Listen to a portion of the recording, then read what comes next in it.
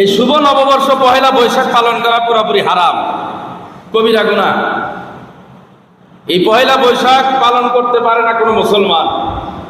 এই দিনে অবাধ মেলামেশা চলবে। সেরাসেরি যুবক যুবতী যত আছে এই পহেলা বৈশাখের নামে শাড়ি লুঙ্গি গামছা পান্তাভাত খায়া যত আকাম কুকাম আছে সব করবে। এই করবে কারা? এই মুসলমানের সন্তানরা। দিবসই হারাম। যারা অনেক দেশের মোল্লাদেরকেও দেখা যায় শহীদ মিনারে যায় দোয়া করে, অথচ শহীদ মিনারটাই হারাম, শহীদ মিনারই হারাম।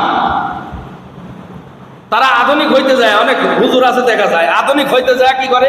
শহীদ মিনারে যায় দোয়া করে, মানে আধুনিক হুজুর।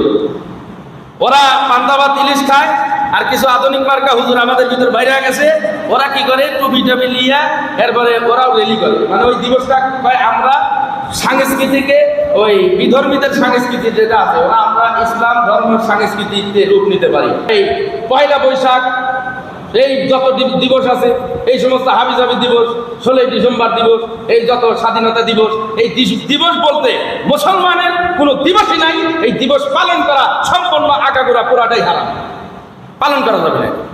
আবার সেখানে আবার পয়লা বৈশাখ,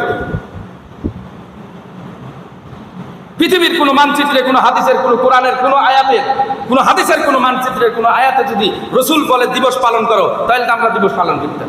আর যেহেতু বলা নাই, তাহলে আমরা খামাকা হুদাই হুদি এই সমস্ত দিবস কেন পালন করব?